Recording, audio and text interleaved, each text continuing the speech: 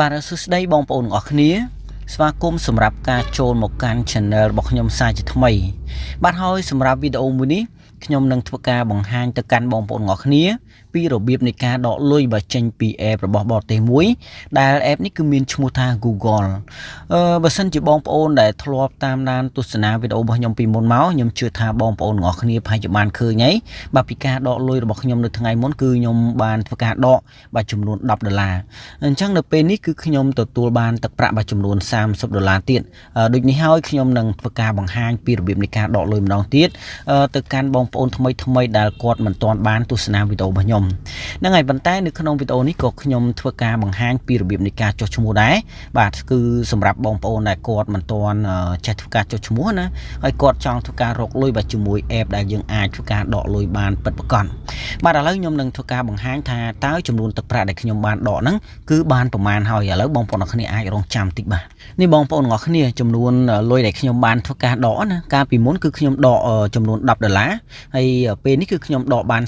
$30លុយនេះគឺខ្ញុំដករួចរាល់ហើយសរុបមកគឺខ្ញុំដកបាន$40ហើយណានេះគឺការ withdraw របស់យើងគឺសបសេះហើយឥឡូវខ្ញុំនឹងបង្ហាញនៅក្នុង email PayPal របស់ខ្ញុំមួយទៀតសិនបាទនេះបងប្អូនអរគ្នាចំនួន$30ណាដែលខ្ញុំបានធ្វើការដកបាទហើយសម្រាប់ការដកលុយរបស់យើងនឹងគឺ$10គឺគេកាត់50សេនដូចនេះហើយខ្ញុំដក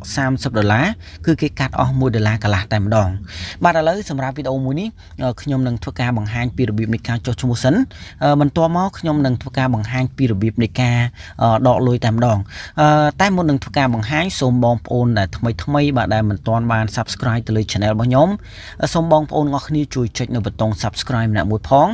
បន្ទាប់មកចុចនៅលើរូបសញ្ញាកណ្ដឹងបាទដើម្បីទទួលបាននៅវីដេអូថ្មីពាក់ព័ន្ធទៅលើកន្លឹះនៃចំណេះដឹង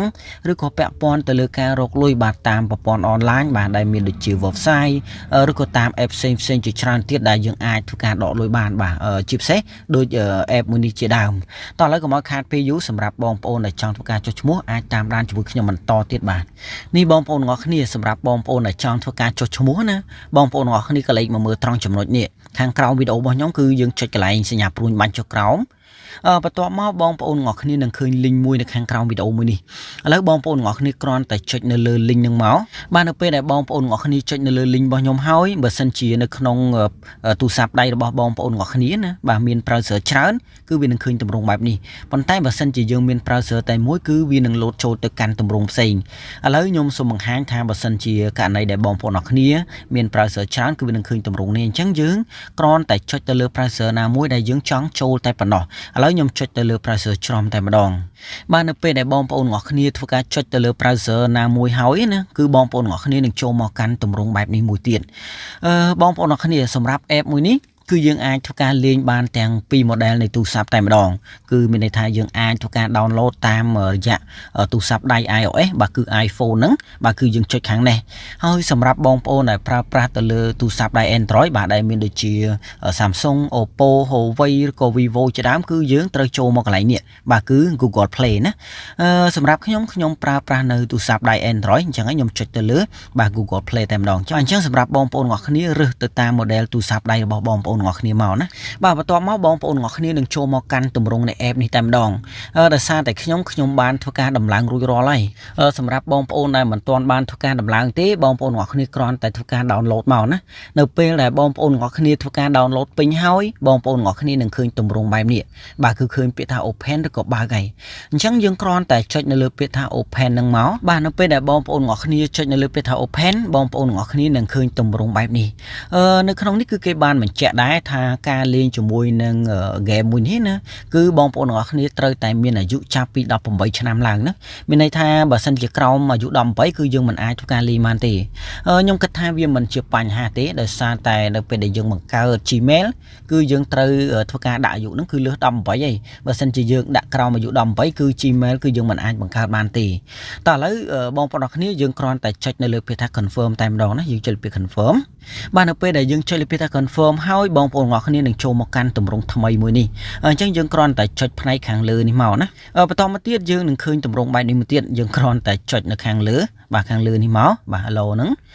បន្តមកយើងនឹងចូលមកកាន់ទម្រង់នៃការចុះឈ្មោះតែម្ដងបាទហើយសម្រាប់ការចុះឈ្មោះគឺយើងមានច្រើនបាទវិធីក្នុងការចុះឈ្មោះបាទដែលមានដូចជា Facebook បាទ Google email ឬក៏លេខទូរស័ព្ទជាដើមប៉ុន្តែខ្ញុំចង់បញ្ជាក់ថាបើសិនជាការចុះឈ្មោះនេះយល់ល្អគឺយើងធ្វើការចុះឈ្មោះតាមរយៈ Google តែម្ដងទៅណាយើងអាចចុះឈ្មោះតាម Google យើងគ្រាន់តែចុចនៅលើពាក្យថា Google នឹងមកបន្ទាប់មកយើងនឹងចូលមកកាន់ទម្រង់មួយបាទទម្រង់នេះគឺជាទម្រង់ email ដែលយើងមាននៅក្នុងទូរស័ព្ទដៃហើយខ្ញុំសូមបញ្ជាក់ដែរសម្រាប់បងប្អូនដែលចង់ធ្វើការរកលុយជាមួយនឹង app មួយនេះយល់ល្អយើងធ្វើការចុះឈ្មោះជាមួយនឹង email PayPal របស់យើងតែម្ដងអញ្ចឹងមានន័យថាយើងត្រូវបង្កើត email PayPal សិនបាទបង្កើត PayPal ឲ្យជោគជ័យហើយចាំយើងធ្វើការចុះឈ្មោះជាមួយនឹងបាទ app មួយនេះតែម្ដងតោះឥឡូវបងប្អូនទាំងអស់គ្នាអាចធ្វើការរើសនៅ email ណាមួយទៅសម្រាប់ខ្ញុំនឹងរើស email មួយដែលខ្លួនឯងបាទបន្តមកទៀតយើងនឹងចូលមកកាន់ទម្រង់នេះមួយទៀតបាទយើងគ្រាន់តែចុចផ្នែកខាងលើដដែលបាទឥឡូវហ្នឹងបន្តមកយើងនឹងចូលមកកាន់ទម្រង់នៃ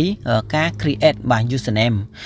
សម្រាប់ការបង្កើតនៅឈ្មោះរបស់យើងនេះយើងធ្វើការផ្លាស់ប្ដូរក៏បានមិនចាំបាច់ធ្វើការផ្លាស់ប្ដូរក៏បានដែរដោយសារតែ email របស់យើងហ្នឹងគឺមានឈ្មោះស្រាប់នៅក្នុងនឹងហើយណាបើសិនជាយើងធ្វើការផ្លាស់ប្ដូរហើយឬក៏យើងមិនចង់ធ្វើការផ្លាស់ប្ដូរទេបងប្អូនទាំងអស់គ្នាត្រូវមើលកន្លែងពាក្យថា confirm បាទយើងចុចពាក្យ confirm នឹងមកបន្ទាប់មកនៅពេលដែលយើងធ្វើការចុះឈ្មោះជោគជ័យទៅហ្នឹងណាបងប្អូនទាំងអស់គ្នានឹងទទួលបានទឹកប្រាក់បាទចំនួន$1ភ្លាមតែម្ដងណា$1បន្ទាប់មកយើងគ្រាន់តែចុចនៅលើពាក្យថា collectយើងចុចពាក្យ collect មកដើម្បីទទួលបានលុយនេះចូលទៅកាន់ balance របស់យើងណាយើងចុចពាក្យ collect មកបន្ទាប់មកយើងនឹងចូលមកកាន់ទម្រង់នៃ dashboard បាទ dashboard នៃ app នេះហើយឥឡូវបងប្អូនទាំងគ្នានៅពេលដែលយើងធ្វើការចុះឈ្មោះទទួលបានជោគជ័យណាមានន័យថាបងប្អូនទាំងគ្នានឹងទទួលបានទឹកប្រាក់បាទចំនួន$2ភ្លាមតែម្ដងបន្ទាប់ពីធ្វើការចុះឈ្មោះរួចរាល់បាទគឺចុះឈ្មោះតាមរយៈចុចលើ link ទី2គឺធ្វើការដាក់លេខកូដអ្នកណែនាំណាបន្ទាប់មកនៅពេលដែលយើងចូលមកកាន់ទម្រង់នេះហើយបងប្អូនទាំងគ្នាត្រូវកន្លែងមកមើលបាទនេះកន្លែងយើងហ្នឹងគឺ profile របស់យើងហើយយើងចុចលើ profile របស់យើងមកបាទបន្តមកទៀតបងប្អូនទាំងអស់គ្នានឹងឃើញលុយនៅក្នុង balance របស់យើងហ្នឹងគឺ$1តែម្ដងបាទឥឡូវបន្ទាប់មកបងប្អូនទាំងអស់គ្នាត្រូវធ្វើយ៉ាងណាទៀតឥឡូវយើងកន្លែងមកមើលត្រង់ចំណុចនេះបាទគឺគេដាក់ថា invite code ណា invite code អញ្ចឹងបងប្អូនទាំងអស់គ្នាគ្រាន់តែចុចលើពាក្យថា invite ហ្នឹងមកបាទនៅពេលដែលបងប្អូនទាំងអស់គ្នាចុចបាទនៅកន្លែង invite code ហ្នឹងណាបងប្អូនទាំងអស់គ្នានឹងឃើញទម្រង់បែបនេះហើយបងប្អូនទាំងអស់គ្នាគ្រាន់តែធ្វើការបំពេញនៅលេខកូដមកហើយសម្រាប់លេខកូដរបស់ខ្ញុំគឺខ្ញុំបានដាក់នៅលើអេក្រង់នៃវីដេអូមួយនេះហើយណាបន្ទាប់ពីបងប្អូនទាំងអស់គ្នាធ្វើការដាក់ហើយយើងគ្រាន់តែចុចនៅពាក្យ confirm ដើម្បីទទួលបានកាក់ចំនួន2000កាក់បន្ថែមទៀតណាហើយយើងចុចលើពាក្យ confirm មកបាទបន្ទាប់ពីបងប្អូនទាំងអស់គ្នាធ្វើការដាក់លេខកូដបាទលេខកូដអ្នកណែនាំហើយណាបងប្អូនទាំងអស់គ្នាត្រូវកលេចមកមើលខាងក្រោមមួយទៀតខាងក្រោមនេះគឺគេដាក់ថា verify បាទ email PayPal ណាបាទគឺមានន័យថា verify ជាមួយ email PayPal របស់យើងដើម្បីទទួលបានបាទទឹកប្រាក់ចំនួន10សេនទៀតបាទហើយបងប្អូនទាំងអស់គ្នាគ្រាន់តែចុចលើពាក្យថា verify នឹងមកនៅពេលដែលបងប្អូនទាំងអស់គ្នាចុចលើពាក្យថា verify ហើយបងប្អូនទាំងអស់គ្នាត្រូវធ្វើការបំពេញនៅ email PayPal របស់បងប្អូនទាំងអស់គ្នាចូលមកកាន់ account មួយនេះបាទយើងធ្វើការបំពេញបញ្ចូលមកបន្ទាប់ពីបំពេញរួចហើយបងប្អូនទាំងអស់គ្នាត្រូវធ្វើការចុចលើពាក្យថា verify ណាយើងចុចលើនឹងមកបាទបន្ទាប់មកយើងនឹងទទួលបានទឹកប្រាក់ចំនួន10សេនភ្លាមតែម្ដងបាទបន្តមកទៀតបងប្អូនទាំងអស់គ្នាត្រូវកលេចមកមើលខាងក្រោមបាទខាងក្រោមនេះគឺគេដាក់ថា verify email អញ្ចឹងមានន័យថាយើងត្រូវធ្វើការ verify ជាមួយនឹង email របស់យើងដែលយើងបានធ្វើការចុះឈ្មោះជាមួយនឹង app មួយនេះបាទដើម្បីទទួលបានកាក់ចំនួន10000កាក់ហើយនឹងទឹកប្រាក់ចំនួន50សេនទៀតណាអញ្ចឹងយើងគ្រាន់តែចុចលើពាក្យថា verify email នឹងមកបាទនៅពេលដែលយើងចុចលើពាក្យថា verify email ហើយបងប្អូនទាំងអស់គ្នានឹងចូលមក account ដដែលណាយើងគ្រាន់តែបំពេញ email PayPal របស់យើងមកបន្ទាប់មកយើងគ្រាន់តែចុចនៅលើពាក្យថាបាទ verify យើងចុចលើនឹងមកបាទបន្ទាប់ពីបងប្អូនទាំងអស់គ្នាចុចលើពាក្យថា verify ហើយបងប្អូនទាំងអស់គ្នានឹងចូលមកកាន់ទម្រង់នេះហើយបងប្អូនទាំងអស់គ្នាមានរយៈពេល120វិនាទីមានន័យថាស្មើ2នាទីដើម្បីចូលទៅ verify នៅ email របស់យើងត្រង់ចំណុចនេះក៏មានបងប្អូនច្រើនគាត់សួរខ្ញុំដែរគាត់ថាមូលហេតុអីក៏គាត់មិនអាចធ្វើការ verify ជាមួយ email បានតាំងក៏ពិតនៅពេលដែលយើងចុចអញ្ចឹងហើយយើងត្រូវចូលទៅកាន់ email របស់យើងមួយទៀតណាឥឡូវយើងចូលទៅកាន់ email របស់យើងមកបាទនៅពេលដែលយើងចូលមកកាន់ email របស់យើងបងប្អូនទាំងអស់គ្នានឹងឃើញសារ2ចំនួន2ណាសារចំនួន2បងប្អូនទាំងអស់គ្នាអាចចុចនៅខាងលើក៏បាននៅខាងក្រោមក៏បានណាយើងអាចចូលទៅកាន់ email មួយមកអញ្ចឹងយើងចុចនៅខាងលើតែម្ដងមកបាទនៅពេលដែលបងប្អូនទាំងអស់គ្នាចូលមកកាន់សាររបស់បងប្អូនទាំងអស់គ្នាហើយបងប្អូនទាំងអស់គ្នានឹងឃើញទម្រង់នេះបាទឥឡូវយើងគ្រាន់តែយកម្រាមដៃរបស់យើងចុចនៅលើផ្នែកហ្នឹងមកបាទយើងចុចលើហ្នឹងមកបាទនៅពេលដែលយើងចុចលើផ្នែកហ្នឹងហើយបងប្អូនទាំងអស់គ្នានឹងឃើញទម្រង់បែបនេះ ឃើញទេយើងឃើញតម្រងបែបនេះអញ្ចឹងមានន័យថាការ verify របស់យើងនឹងគឺទទួលបានជោគជ័យហើយបាទហើយបន្ទាប់មកបងប្អូនទាំងអស់គ្នាត្រូវចូលទៅកាន់ app របស់យើងវិញណាបាទនៅពេលដែលយើងចូលទៅកាន់ app របស់យើងវិញហើយបងប្អូនទាំងអស់គ្នានឹងឃើញពាក្យថា verify ដដែលណាអញ្ចឹងយើងគ្រាន់តែចុចនៅលើពាក្យថា verify នឹងមកណាយើងចុចលើនឹងមកបាទបន្តមកទៀតបងប្អូនទាំងអស់គ្នានឹងទទួលបានទឹកប្រាក់ចំនួន50សេនតែម្ដងហើយ10000កាក់ទៀតណាបាទតែឥឡូវខ្ញុំចូលទៅបង្ហាញនៅក្នុង app របស់ខ្ញុំវិញបាទនៅពេលដែលយើងធ្វើការបំពេញបាទរួចរាល់អស់ហើយណា verify email បាទ PayPal ឬក៏ email របស់យើងឬក៏យើងបំពេញលេខកូដហើយគឺត្រង់ចំណុចនេះគឺបាត់អស់ហើយ email PayPal ឬក៏ email របស់យើងនឹងគឺជាប់នៅខាងក្រោមនេះវិញណាបាទបន្ទាប់ពីបងប្អូនទាំងអស់គ្នាធ្វើការបំពេញរួចរាល់អស់ហើយណារួចរាល់អស់ហើយយើងអាចចុច back ថយមកក្រោយមកហើយដើម្បីទទួលបានទឹកប្រាក់$2បន្ថែមគឺយើងចុចកន្លែងនេះបាទចុចកន្លែងហ្នឹងមកហើយបងប្អូនទាំងអស់គ្នាក៏ត្រូវធ្វើការបើកប្រចាំថ្ងៃណាគឺយើងត្រូវធ្វើការបើកប្រចាំថ្ងៃតែម្ដងតាំងក៏ប៉ិតដោយសារតែខ្ញុំលេងយូរហើយដល់អញ្ចឹងទៅគឺទឹកប្រាក់ហ្នឹងគឺបានតែ15សេនទេសម្រាប់បងប្អូននៅថ្មីគឺឃើញលុយច្រើនជាងខ្ញុំណាដើម្បីទទួលបានលុយបន្ថែមបងប្អូនទាំងអស់គ្នាត្រូវយកម្រាមដៃរបស់យើងអស់មកខាងនេះឃើញទេនៅពេលដែលយើងអស់មកបងប្អូនទាំងអស់គ្នានឹងឃើញ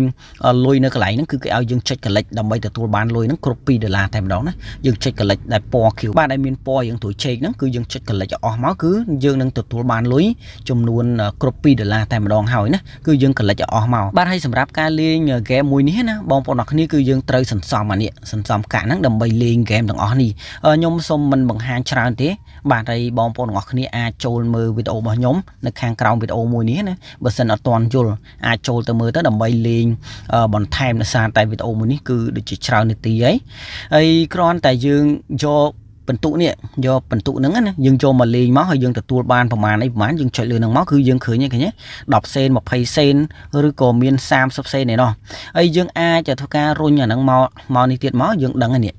បើសិនជាយើងបើក app មួយហ្នឹងឲ្យគ្រប់30ថ្ងៃគឺយើងទទួលបាន50សេនទៀតណាហើយទឹកប្រាក់គឺមានរហូតគឺមានច្រើននៅតាមហ្នឹងណាបាទគឺមានច្រើនឃើញ30សេន20សេនអីចឹងទៅគឺមានហ្នឹងហើយបន្ទាប់មកសម្រាប់បងប្អូនដែលចង់ធ្វើការណែនាំសមាជិកបន្ថែមយើងគ្រាន់តែចុចលើពាក្យថា invite ណាបន្ទាប់មកនេះគឺជាលេខកូដរបស់យើងបន្ទាប់មកយើងគ្រាន់តែចុច invite ហើយយើងធ្វើការ copy យកទៅ send ឲ្យមិត្តភ័ក្តិរបស់យើងដើម្បីធ្វើការចុះឈ្មោះណាក្នុងការចុះឈ្មោះម្នាក់គឺយើងទទួលបាន5សេនហើយយើងអាចធ្វើការលេងយកបន្ទុកហ្នឹងលេងទៅហើយយើងអាចដកលុយបានពិតប្រាកដហើយត្រង់ចំណុចនេះ1នាទីគឺយើងអាចធ្វើការសន្សំកាក់បានម្ដងណាហើយកន្លែងនេះគឺយើងត្រូវចូលមកបើកកាក់យើងជារៀងរាល់ថ្ងៃណាតែឥឡូវបងប្អូនអរគ្នាឥឡូវដោយសារនីតិច្រើនឥឡូវខ្ញុំនឹងធ្វើការបង្ហាញពីរបៀបនៃការដកលុយវិញម្ដងបាទអញ្ចឹងតាមដានជាមួយខ្ញុំបន្ថែមទៀតបាទឥឡូវបងប្អូនអរគ្នាដោយសារតែខ្ញុំបានធ្វើការដកលុយនេះគឺខ្ញុំដករួចរាល់ហើយកន្លែងនេះគឺរាន់តែជាការ screenshot របស់ខ្ញុំតែប៉ុណ្ណោះហើយ screenshot នេះគឺជាការដកលុយរបស់ខ្ញុំកាលមុន$10អញ្ចឹងណាបាទឥឡូវដើម្បីធ្វើការដកលុយបានបងប្អូនអរគ្នាត្រូវបាទចុចនៅពេលដែលយើងចូលកាន់ profile របស់យើងនឹងឃើញទម្រង់នេះហើយអញ្ចឹងបងប្អូនទាំងអស់គ្នាគ្រាន់តែចុចនៅលើនេះណាបាទចុចនៅលើចំនួនលុយរបស់យើងនឹងមកបាទបន្ទាប់មកយើងនឹងចូលមកកាន់ទម្រង់នេះបាទទម្រង់នេះវិញអញ្ចឹងបងប្អូនទាំងអស់គ្នានឹងឃើញពាក្យថា withdraw នៅខាងក្រោមយើងចុចលើពាក្យថា withdraw នឹងមកបន្ទាប់មកបងប្អូនទាំងអស់គ្នានឹងឃើញទម្រង់នៃការដកលុយហើយសម្រាប់ការដកលុយបាទគឺយើងអាចធ្វើការដកចាប់ពី$10រហូតដល់$500បាទអញ្ចឹងបើសិនជាចំនួនទឹកប្រាក់របស់បងប្អូនទាំងអស់គ្នាមានបាទចំនួនប្រមាណដែលអាចធ្វើការដកក្នុងនឹងបានយើងអាច select លើនឹងមកទៅថា$30យើងចុចលើ30មកណាបើសិនជា50យើងចុច50បើសិនជាចំនួន$10យើងអាចចុចនៅលើ$10បន្ទាប់មកយើងគ្រាន់តែចុចនៅលើពាក្យថា confirm ណាបន្ទាប់មកយើងនឹងចូលមកកាន់ទម្រង់នេះបាទអញ្ចឹងយើងនឹងឃើញពាក្យថាបាត់ដល់ហើយឥឡូវយើងគ្រាន់តែចុចនៅលើនឹងមកបន្ទាប់មកយើងនឹងចូលមកកាន់ទម្រង់នៃការបំពេញនៅលេខទូរស័ព្ទដៃរបស់យើងបងប្អូនទាំងអស់គ្នាត្រូវកលេចមកមើលខាងលើបាទខាងលើនេះគឺយើងត្រូវចុចខាងនេះដើម្បីជ្រើសរើសនៅប្រទេសកម្ពុជារបស់យើងណាបន្ទាប់មកយើងនឹងឃើញទម្រង់នេះហើយបើសិនជានេះបងប្អូនទាំងអស់គ្នាត្រូវធ្វើការ scroll ឡើងមកលើមកយើងនឹងឃើញពាក្យថា Cambodiaបាទយើងគ្រាន់តែ select លើ Cambodia នឹងមកបន្ទាប់មកយើងនឹងឃើញ Cambodia ហើយខាងក្រោមនេះគឺ855ណាបូក855បាទនេះគឺជាលេខកូដបាទដើម្បីសម្គាល់នៅប្រទេសកម្ពុជារបស់យើងបាទឥឡូវយើងធ្វើការបំពេញលេខទូរស័ព្ទដៃរបស់យើងចូលមកកាន់ចំណុចនេះមកបាទនេះយើងបំពេញមកបាទបន្ទាប់ពីយើងធ្វើការបំពេញលេខទូរស័ព្ទដៃរបស់យើងចូលរួចហើយណាយើងនឹងឃើញពាក្យថា send យើងចុចលើពាក្យថា send នឹងមកនៅពេលដែលបងប្អូនទាំងអស់គ្នាចុចលើពាក្យថា send ហើយបងប្អូនទាំងអស់គ្នានឹងឃើញទម្រង់នេះបាទនេះគឺជាប្រព័ន្ធ security របស់គេណាបងប្អូនទាំងអស់គ្នាក៏ត្រូវតែបំពេញនេះលេខនេះចូលមកកាន់ទម្រង់នេះ បាទដូចរបស់ខ្ញុំអញ្ចឹងអក្សរ GVHL ណាយើងធ្វើការបំពេញតាមទម្រង់ហ្នឹងគឺអក្សរធំទាំងអស់យើងចុចនឹងមកបងប្អូនអរគ្នាគឺមានលេខកូដខ្លួនឯងណាមិនមែនយករបស់ខ្ញុំយកទៅដាក់ទេបងប្អូនអរគ្នាបំពេញមកបន្ទាប់មកយើងគ្រាន់តែចុចនៅលើពាក្យថា confirm ណាបាទបន្ទាប់មកបងប្អូនអរគ្នានឹងឃើញនេះគេមានរយៈពេល120វិនាទីមានន័យថាស្មើនឹង2នាទីដើម្បីឲ្យយើងយកលេខកូដដែលខាង app នេះបានផ្ញើទៅកាន់លេខទូរស័ព្ទដៃមួយនេះណាបាទអញ្ចឹងយើងយកលេខកូដហ្នឹងយកមកបំពេញនៅត្រង់ចំណុចនេះមកការផ្ញើសារហ្នឹងគឺផ្ញើទៅ SMS ណាបងប្អូនអរគ្នាបាទគឺផ្ញើទៅកាន់លេខមួយនេះបាទឥឡូវខ្ញុំក៏បានធ្វើការបំពេញរួចរាល់អស់ហើយបាទលេខកូដនេះគឺមានចំនួន6ខ្ទង់បាទយើងគ្រាន់តែធ្វើការបំពេញបញ្ចូលមកបន្ទាប់មកយើងគ្រាន់តែចុចលើពាក្យថា bundle នេះមកណាយើងចុចលើនឹងមកបន្ទាប់មកយើងនឹងចូលមកកាន់ទម្រង់នេះម្ដងទៀតណាយើងនឹងចូលមកកាន់ទម្រង់នេះដដែលបន្ទាប់មកបងប្អូនទាំងអស់គ្នាគ្រាន់តែចុចបាទចំនួនទឹកលុយរបស់យើងម្ដងទៀតចំនួនទឹកលុយដែលយើងត្រូវធ្វើការដកណាបាទយើងចុចនៅលើនឹងមកបន្ទាប់មកយើងគ្រាន់តែចុចលើពាក្យថា confirm ម្ដងទៀតណាបាទបន្ទាប់មកបងប្អូនទាំងអស់គ្នានឹងឃើញទម្រង់នេះបាទទម្រង់នេះហើយទម្រង់នេះគឺបងប្អូនទាំងអស់គ្នាប្រហែលជាបានឃើញហើយការដកចំនួនលុយហ្នឹងគឺ$10គឺគេកាត់50សេនហើយនេះគឺជា email PayPal របស់យើងដូចខ្ញុំបានបញ្ជាក់អញ្ចឹងបាទនេះការដកលុយនេះគឺដករបស់ខ្ញុំកាលមុន$10ទេចាំបន្ទាប់មកយើងចុចលើពាក្យ confirm មកបាទបន្ទាប់ពីយើងចុចលើពាក្យថា confirm ហើយបងប្អូនទាំងអស់គ្នាក៏ត្រូវធ្វើការមើលនៃពាណិជ្ជកម្មមួយនេះឲ្យបានចប់សពគ្រប់ដែរណាយើងមិនអាចធ្វើការ back ចេញបានទេយើងត្រូវធ្វើការមើលឲ្យចប់សិនបើសិនជាបងប្អូនអរគ្នាមិនបានមើលពាណិជ្ជកម្មនេះឲ្យចប់ទេអញ្ចឹងការដកលុយរបស់យើងគឺបរាជ័យហើយណាគឺបរាជ័យហើយ